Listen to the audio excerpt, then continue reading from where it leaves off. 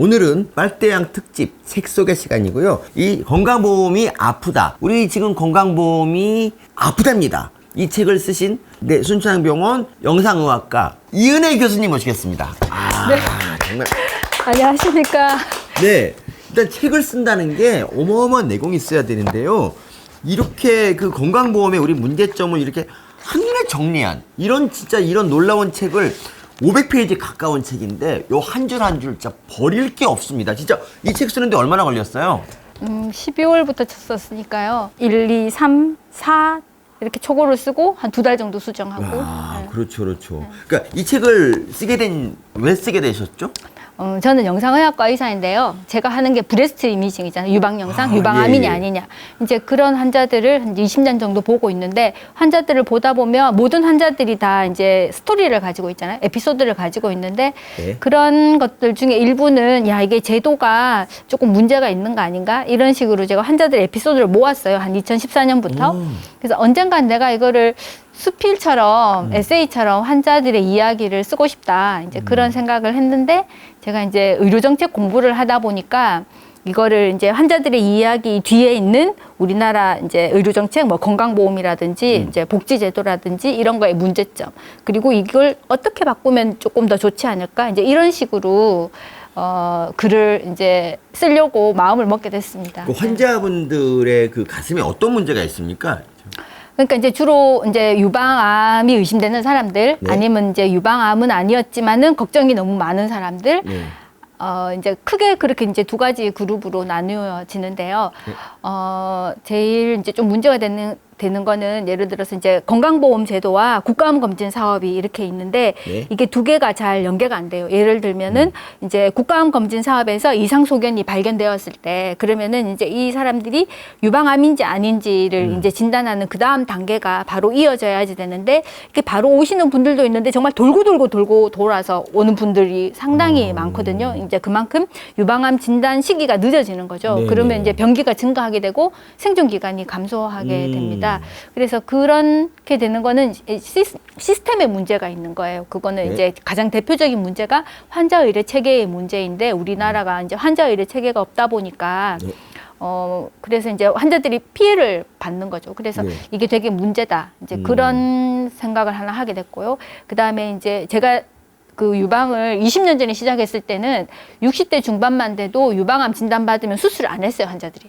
왜냐면 이제 살 날이 얼마 남지 않았으니까 네. 뭐 굳이 이걸 수술해서 항암 치료하고 뭐 이렇게 고생을 할 필요가 있냐 이제 이렇게 생각을 많이 하셨는데 요즘은 80대 중반에 진단을 받으셔도 환자들이 너무나 멀쩡해요. 너무나 멀쩡하고 또 다 유방 보존 수술을 원하세요. 왜냐면 이제 그 아무리 나이가 많아도 여성인 거는 여성인 거잖아요. 네. 그러니까 이제 최소 수술을 원하시고 유방 보존 수술을 이제 원하시는데 이제 그게 경제적으로 이제 뒷받침이 되는 집은 별 문제가 아닌데 이게 제가 이제 책에도 있지만은 본인은 되게 치료를 받고 싶은데 이게 이제 자식들이랑 같이 사는 분인데 이게 너무 자식이 이제 사업도 이제 장사도 잘 안 되고 너무 어려우니까 이제 본인이 자식 눈치를 보면서 치료를 포기하시는 거예요. 이제 그 요즘도 그런 사람이 있나 싶을 정도로, 왜냐하면 네네. 우리가 그 이제 암은 중증 질환이기 때문에 본인 부담 상한제라든지 이제 이런 여러 가지 제도들이 많이 있는데 그럼에도 불구하고 사각지대가 있는 거예요. 그래서 그게 너무 아픈데 또 이게 제가 자료를 찾다 보니까 그 지난 정권에서 했던 문재인 케어, 저는 그게 문재인 정말 기만적이라고 생각하는데요. 네네. 왜냐하면 그 건강보험 보장률을 올려야 되는 건 맞아요. 네. 근데 우리가 지금 한 60대 중반 65% 64% 이 정도였는데 70%로 올리자 이제 이랬거든요. 네. 근데 그렇게 하면서 쏟아부은 돈이 30조가 넘어요. 30조가 그러니까. 넘는데 올라간 거는 2%도 안 올라갔어요. 근데 그 와중에 그 30조 원 넘게 썼는데 그 중에 정말 재난적 의료비, 그러니까 주로 차상위 계층이 문제가 되는 거죠. 이 사람들한테 쓴 거는 정말 조금이거든요. 근데 그렇게 막 돈을 많이 쓰면서 조금밖에 못 올리고 오히려 모럴 해자들을 만들고 이렇게 할 게 아니라 정말 도움이 필요한 사람들에게 이게 요즘 세상에 이게 치료비가 부담돼서 자식들 눈치가 보여서 치료를 못 받는데 얼마나 슬픈 이야기예요. 본인 환자 상태가 완전 멀쩡해요. 프로 자식 뭐 이런 얘기 해야 되나? 아니, 근데 이제 아니고 그 그냥? 가정이 또 그럴 만한 또 사정이 또 있어요. 사정이 집집마다 있어. 예, 사정이 있어서. 아프네, 진짜. 그러니까 이게 정말 건강보험을 만든 이유가 사람들과 네. 비용 부담 없이 네. 이게 치료를 받게 하려고 만든 제도인데 네. 이게 정책을 잘못하니까 어머니 돈을 쓰느라 네. 이 정말 이 그런 도움이 필요한 뭐라 이제 주로 차상위 계층인데요. 의료급여는 완전 본인 부담 없기 때문에 별 문제가 안 되거든요. 근데 이런 분들을 정말 이렇게 제대로 도와줘야지 되는데 네. 우리는 선택과 집중을 안 하고 네. 특히 이제 좌익은 약간 보편적 복지 이런 거 좋아하잖아요. 네. 그러니까 돈은 돈대로 쏟아붓고 정말 도움이 필요한 아. 사람들에게는 도움이 안 되고 그래서 그런 것들이 좀 많이 아쉬웠습니다. 그래서 그러니까 이제 예를 들면 이런 거지 않습니까? 아주 유명한 사례가 예전에는 그 머리 조금 아프다고 MRI를 MRI를 다 그냥 찍는 건 아니고 의사가 진짜 이건 꼭 찍어야겠다는 것만 찍었는데 요즘은 그 문재인 케어 돌면서 그냥 환자가 씨 머리 MRI를 찍을까 이렇게 된 거잖아요. 그렇죠. 그래서 쓸데없는 MRI가 너무 늘어났고 그렇죠. 건강보험 재정이 고갈됐잖아요. 이게 근데 이제 제가 제일 걱정하는 거는 이게 잘 사는 사람들 어느 정도 경제력이 있는 사람들은 건강보험이 좀 망해도 아무튼 다 살아갈 길이 있는데 네. 정말 이게 도움이 필요한 사람들이 있잖아요. 왜 서민과 그 이제 차상위 계층과 이제 정말 가난한 사람들인데 정말 가난한 사람들은 의료급여가 있으니까 이제 덜 문제인데 이 도움이 필요한 사람들은 정말 이제 이런 식으로 가다가는 큰일 나겠다 이런 생각이 들어서 좀 구조적으로 건강보험에 개선이 필요하다. 사실 저는 개혁을 해야 된다고 생각을 하는데요. 그 정도로 이제 많이 망가져 있는데 좀 문제가 심각합니다. 그래서 그런 이제 건강보험의 문제, 국가암 검진 사업의 문제, 그리고 뭐 장기 노인 요양보험 이제 이런 거, 커뮤니티 케어, 뭐 이제 그리고 이제 사회 문제, 예를 들어서 외국인 환자들도 있거든요. 그러니까 결혼해서 우리나라로 시집 온 사람들 있잖아요. 결혼 이주여서 그런 분들도 유방암 때문에 이제 오시니까 그리고 그분의 자녀들. 그 자녀들이 태어나서 눈 떠보니 이제 한국에서 태어났는데 엄마가 오리지널 한국인이 아니잖아요. 네. 이제 그러면서 겪는 문제들.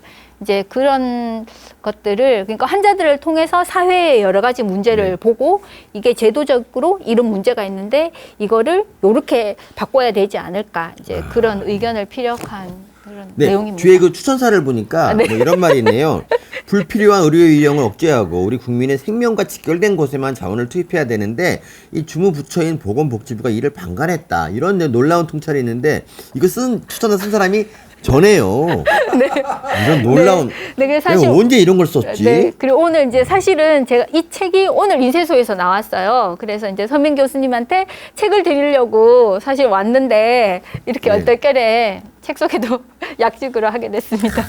정말 추천사를 써주셔서 너무 감사합니다. 아닙니다. 정말 이게 좋은 책이고 그런데 여기 뭐 조선족 그러니까 외국인의 의료 이용에 대해서도 나오고 뭐 의대 정원부터 시작해갖고 정말 온갖 것들이 다 나오는데 정말 이거는 학생들을 진짜 이런 걸로 가르쳐도 될 만한 사실 제가 이제 2학기 때 일반 교양 학생들한테 그 의학과 사회라는 과목을 가르치거든요. 근데 이제 뭘 가르칠까 항상 고민하다가 이 책을 본 순간 이거다. 이 생각을 했다는 거죠. 굉장히 제가 영광이죠. 아닙니다. 진짜 그러니까 애들이 저기 의학과 사회라는 과목을 이제 배우고 나면 애들이 뭐라냐면은 정말 우리가 의료에 대해서 잘 몰랐고 편견을 가지고 있었다. 근데 제 말을 들으니까 이해가 된다는 거예요. 그러니까 문재인 케어 같은 것도 정말 천하의 나쁜 정책이라는 걸 깨닫게 됐다는 거. 그러니까 우리 문재인 이분은 정치, 경제, 사회, 문화 그리고 의료 이런 것까지 모두 망가뜨리다. 그거 쉽지 않잖아. 정말 쉽지 않은데 한 5관왕? 그러니까 원래 한 가지만 잘해도 이 대통령이 대통령이 되려면 한 가지는 잘해야 되는데 그런 게 없잖아요. 정말 대단한 분이죠. 떠받들어주는 세력이 있나 보죠. 그러니까 이번에 이제 그런 발표가 났어요. 문재인 케어를 이제 다시 돌리는 과정에서 작년에 그 한 2조 원 이상의 흑자가 발생을 했다. 그래서 우리가 이제 건강보험료를 이제 올리지 않겠다 그러는데 사실 저는 좀 그게 안타깝더라고요. 그냥 안 돼요. 그 내용도 이 책에 있는데요. 왜냐하면 건강보험법에 의하면은 그 해에 쓴 건강보험액의 이 일정 %를 킵하고 있어야 되거든요. 준비금으로. 근데 우리가 건강보험 예산이 점점점 늘어나잖아요. 그러니까 준비금도 점점점 늘어나야 되는데 우리가 그 코로나 때 환자분들이 병원을 안 가니까 그때 이제 2조 정도 흑자를 내가지고 이제 그 문재인 케어 전 수준으로 돌아왔거든요. 근데 그 사이에 건강보험 재정은 배 이상 늘어났어요. 그러니까 지금 더 모아야지 되거든요. 그러니까 아마 이 국민들이 생각을 하시기는 아니 건강보험이 흑자를 냈다는데 왜 건강보험료율을 왜 계속 올리냐고 이렇게 이제 의아하게 생각하실 텐데 아직 갈 길이 멉니다. 엄청 더 쌓아야 돼요. 왜냐하면 그게 법이거든요. 사실 이거 보건복지부 장관 고발해야지 돼요. 왜냐면은 네. 보건복지부 장관이 책임이에요. 그 준비금을 맞춰 넣는 거랑 네. 뺏어 썼으면 그 해 안에 맞춰 넣어야 돼요. 네. 근데 그거 안 하고 그냥 나가셨거든요. 그러니까. 이게 참. 그러니까 이번에 이제 그 우리 정부가 이거는 올려야 되는데 지금 이제 안 올릴 총선을 대비해서 안 올린다 뭐 이런 말도 있던데 정말 이건 직무유기죠. 그러니까 사실 건강보험이 날이 갈수록 혜택을 더 주려고 하는 그런 보험이고 그리고 앞으로 미래를 위해서 우리가 비축을 해야 되는데 그러니까 조금 훅 잡았다고 이렇게 안 올리는 건 좀 아닌 것 같더라고요. 계속 저도. 올려야 됩니다. 네. 근데 안 그러면은 네. 안 올리려면 방법은 하나 있어요. 그러니까 불필요한 이용을 확 줄이면은 그렇지. 많이 안 올려도 되는데 그렇지. 우리나라 의료보험이 1977년에 생긴 이후로 한 번도 네. 이렇게 이게 혜택을 준 적이 불필요한 이용을 자제하세요 이런 메시지를 한 번도 그러니까 낸 적이 없거든요. 국민들이 전혀 훈련이 안 되어 있어요. 그러니까 처음에 이제 예로 드신 것 중에 하나가 뭐냐면 이제 가슴 수술을 하면은 네. 이제 그거 이제 좀 가슴 수술하면 이제 예전 모습이 없어지잖아요. 네, 그래서 네. 이거를 갖다 이제 미용을 이제 좀 해주는데 그게 이제 우리나라 건강보험이 되는 거예요. 근데 다른 나라 안 되잖아. 되죠. 네. 근데 과연 이게 우리 건강보험은 생명이 꼭 지장이 있는 그때만 해야 되는데 미용 이걸 해줘야 되나? 근데 이것 때문에 외국에서도 막 온다면서요. 그렇죠. 네, 근데 네. 이거를 그러니까 이런 거에 대한 우리 질문을 좀 던지면서 건강보험을 정말 그러니까 돈을 더 내든지 아니면 그냥 불필요한 거 둘 중에 하나 해야 되는데 우리는 진짜 이것도 저것도 아니고 해서 이러다간 우리가 좀 나이가 좀 더 들면 혜택을 못 받을 수도 있다는 난 불안감이 있어요. 당장 우리 세대가 그렇지. 노인이 되면은 지금과 같은 네. 건강보험 혜택을 누리지 못해요. 그러니까 노인 장기보험 요양보험도 그냥 해줘야 되고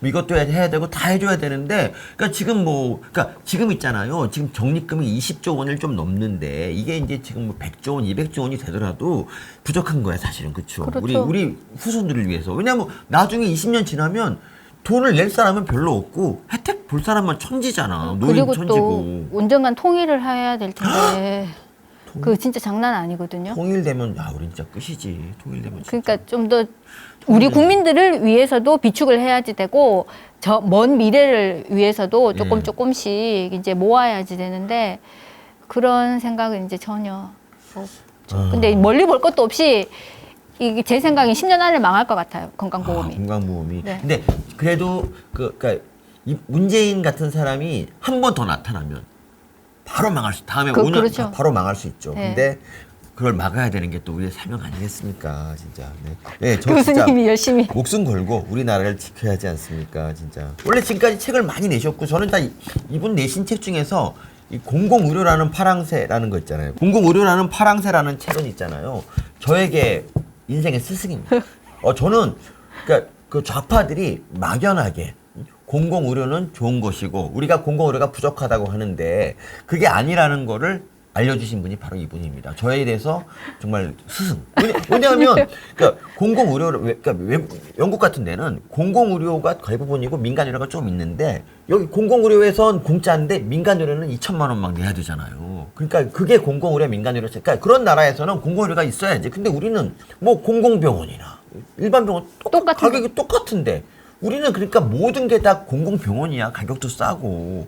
근데 무슨 얼어죽을 공공병원을 왜 세워? 그러니까 이번에 같은 경우 제가 이제 말씀드리자면 이번에 백병원이 이제 문을 네네. 닫는데 거기가 이제 그 지역에 인구도 얼마 없고 뭐 그래갖고 망해서 닫는 건데 이 땅을 갖다 이제 백병원이 팔아가지고 뭔가 좀 교육에 좀 쓰고 이러려고 그러는데 이거를 못 팔게. 의료 공백이 있다고 이거를 의료시설에만 쓸 수 있게 땅을 팔겠대. 그럼 누가 사냐고 이거를. 안 되는 거지. 근데 그러면 서울시 오세훈이 그렇게 하고 있는데 서울시가 그 병원을 그럼 거기 또 직구 병원 인수하든지. 근데 안 해. 왜 그러냐. 적자가 어마어마하거든요. 그래서 자기는 적자 보기 싫고 백병원 적자를 떠안으라고 닫으면 안 된다고 이러고 안 좋고 이게 뭐 하는 짓입니까 정말. 그건 잘못했죠. 그러니까 나는 진짜 우리나라 공공병원이 돈 먹는 하마예요 사실은. 근데 이제 우리 한겨레 같은 데서 이렇게 말해. 공공병원 적자는 착한 적자다. 그럼 그건 무능한 적자죠. 무능한 적자. 한겨레가 적자를 내고 있거든 사실은. 한겨레도 적자야? 걔네들 착한 언론사야? 어쨌든 우리나라 의료에 대해서 어쨌든 굉장히 많은 통찰을 주는 이 책. 이 책을 꼭 제가 10만 권 팔도록 열심히 하겠습니다. 네. 네. 본인 지금까지 책도 10만 권 못 팔고 만 권도 못 파시잖아요. 아니, 지금까지- 중이 제 머리를 못 깎습니까? 지금까지- 남의 머리는. 이분이 뭐 코로나는 살아있다. 아이들에게 코로나 백신을 맞힌다고. 뭐 이런 식의 그 책도 많이 쓰셨고요. 어쨌든 정말 훌륭한 분이니까 이 책 근데 이 책이 제가 이분 책 중에서 제일 훌륭한 책. 정말 혼신을 쏟아본 책. 이 책을 꼭 한번 사주시기 바라고요. 네. 이상으로 마치겠습니다. 네, 감사합니다. 감사합니다.